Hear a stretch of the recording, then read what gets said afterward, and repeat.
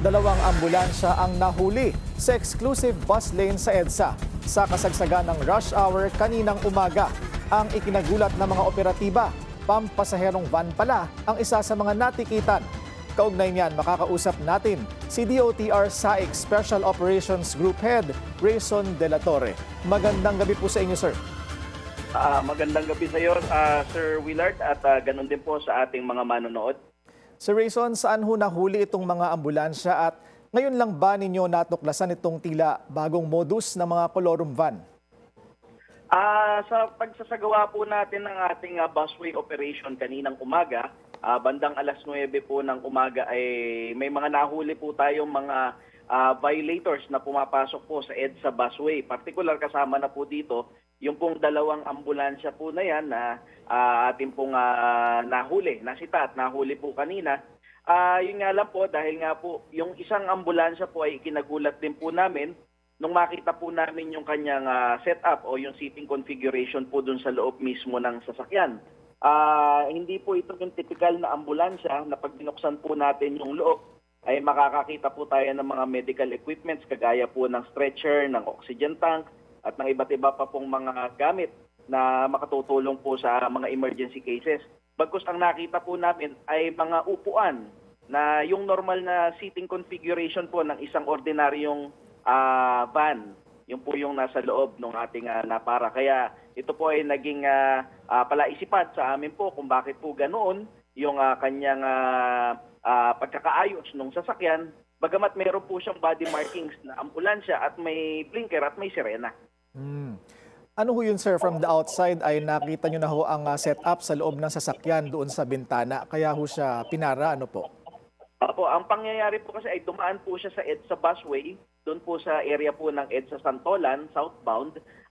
Nung pong parahin po ng ating mga enforcers para i-verify kung ano po yung kanyang emergency, kung sakali po na laman, ay doon po natin nakita na wala naman pong pasyente doon sa loob, kaya pinatabi po yung nasabing ambulansya.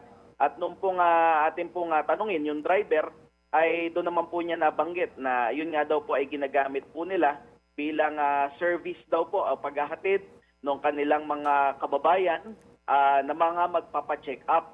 Pero ang sinabi ko nga po doon sa nasabi nating driver ay hindi po siya papasok bilang isang patient transport vehicle. Sapagkat kinakailangan po, meron po siyang stretcher at mga medical equipment sa loob ng sasakyan. At hindi po siya allowed na gumamit ng blinker at ng sirena. Kaya yun po yung ating naging panuntunan kung bakit po natin natikitan yung nasabing driver. At yun nga po, na-alarma rin po tayo dahil ang nagmamayari nga po ay isang government unit. Nasaan ho, sir, yung driver ng van?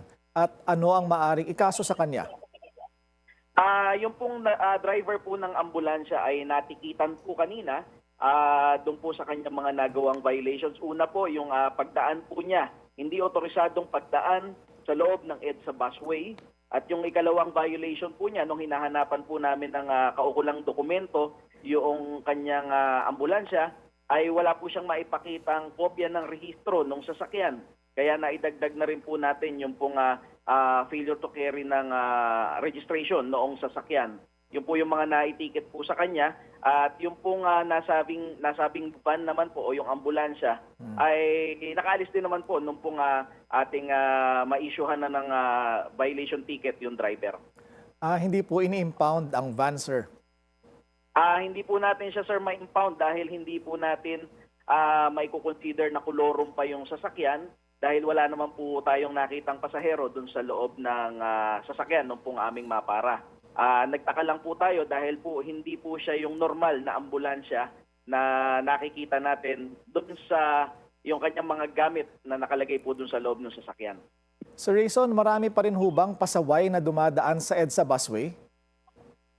Sa amin pong napapansin, Sir Willard, itong mga nagdaang araw na ginawa po nating operation, ay marami po ang na lumalabag dito po sa ating panuntunan sa paggamit ng EDSA busway.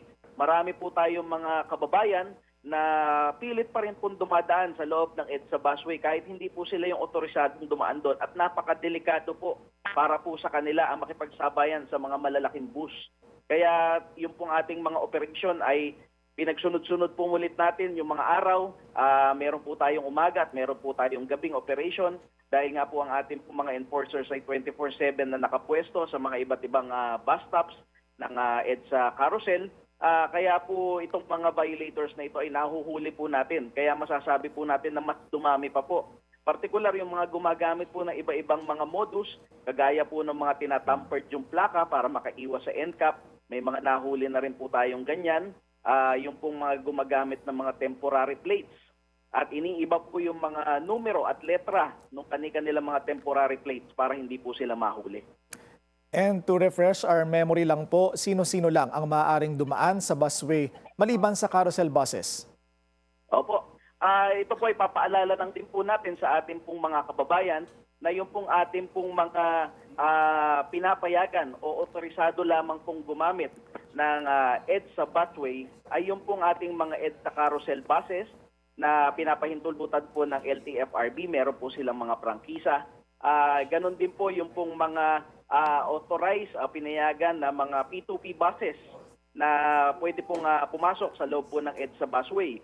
Doon naman po sa ating mga light vehicles, ang pinapayagan po dito ay yung pong may mga protocol plate simula po sa number 1 hanggang number 5. So ibig sabihin po ang ating pong Pangulo, pangalawang Pangulo, ang ating pong Senate President, yung pong ating Speaker of the House at si Chief Justice ang pinapayagan po dyan.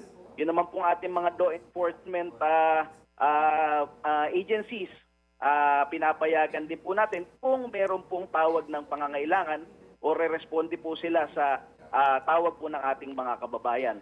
Yung mga emergency vehicles, pinapayagan din po natin kung ito naman po ay re-responde sa tawag po ng pangangailangan. At yun naman po mga ambulansya, kung sila po ay may mga pasyente. Pero kung wala po silang pasyente, bawal po silang dumaan sa loob ng EDSA busway. Yung mga government vehicles, hindi po lahat ay pinapayagan. So yun po ay huhulihin din po natin kung kinakailangan.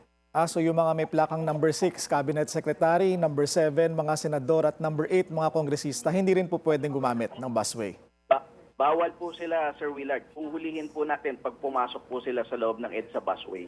Malinaw po yan. Maraming salamat sa inyong oras. DOTR SAIC Special Operations Group Head, Rayson De La Torre. Manatiling nakatutok sa Bilyonaryo News Channel, sumubaybay sa aming social media accounts at mag-subscribe sa aming YouTube channel para sa mga eksklusibong balita at storya.